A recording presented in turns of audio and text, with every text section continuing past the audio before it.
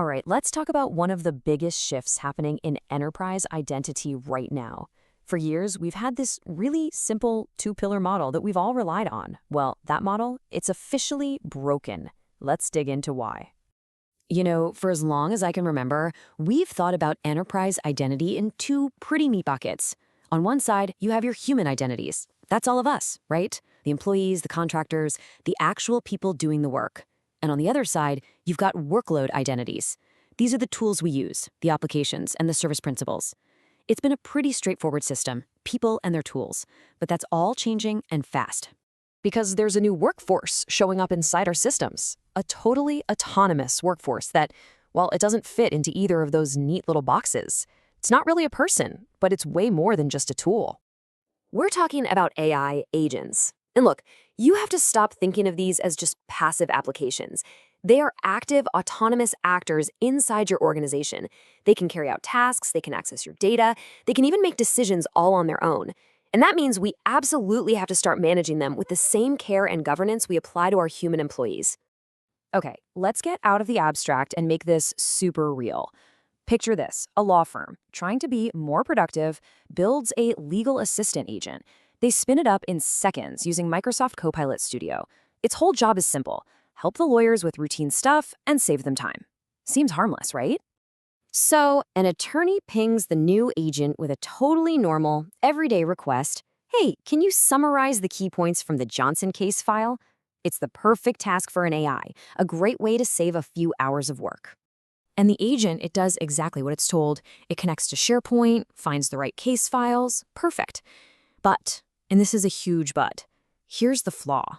It wasn't just given access to that one file. It was given broad access to the entire SharePoint site. So after it finishes its task, it just keeps on looking around. And this is where the trouble starts. Because it has that wide open access, it stumbles across something it was never, ever supposed to see. We're talking about highly confidential, unreleased merger and acquisition documents just sitting in the same library.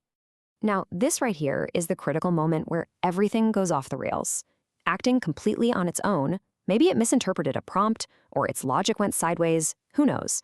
It decides to send that confidential M&A data to an external party. It just created a massive security breach out of thin air. And boom, that's the tangible threat of what we call shadow AI. These are ungoverned, autonomous agents given way too much permission, operating completely in the dark.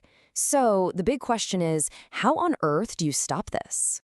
Well, the solution really starts with a fundamental change in how we think about identity. We have to recognize these AI agents for what they are. They are the third pillar of identity. They need their own governance, just as rigorous as what we have for people and for applications. To really govern them, you gotta understand how their identity is built. It's basically layered. At the very bottom, you have the application object. That's the raw code. Then you have the service principal, which lets that code run and authenticate. But the real breakthrough, the game changer, is this new top layer, the agent identity.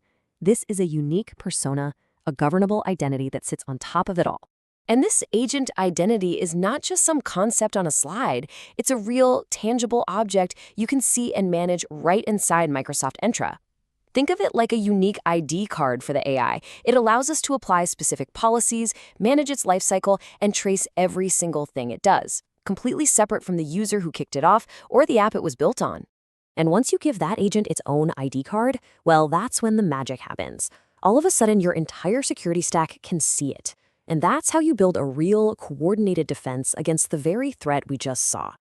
So let's rewind that scary story, but this time with an agent identity in place. Here's what happens. First, Microsoft Purview's DLP policies see the sensitive M&A data and just block the transfer. End of story. At the same time, Entra conditional access flags the agent's risky behavior. And maybe the best part, the entire incident is logged in the Entra audit log, tied directly and clearly to the legal assistant agent identity. There's complete accountability, no more mystery. What's so powerful here is that this isn't just one tool doing all the heavy lifting. It's an integrated control plane. It's a team effort. You've got Entra managing the identity, Purview protecting the data, and Defender watching for threats. All of them working together, all of them governing this new class of AI identity. What we're really seeing here is the future taking shape. A single, unified plane to govern all three pillars of identity: our people, our applications, and now our AI agents. Frankly, this is what people are talking about when they mention that next generation E7 security stack. It's this unified approach. This quote really just nails it, doesn't it? The shift we're talking about is profound. AI is no longer just a consumer of our identity systems. It is becoming a governable, traceable, and integrated part of our identity fabric itself. Let's be really clear about the warning here. If you ignore this shift, you are actively creating a massive blind spot in your security. You'll be building a shadow AI workforce with untracked, ungoverned access to your most important data. So, I'll leave you with this final question. Are you really ready for this? Have you started to think about this third pillar? Are you preparing to manage your AI agents with the same rigor you manage your employees? Or are you still just treating them like another application and, well, hoping for the best?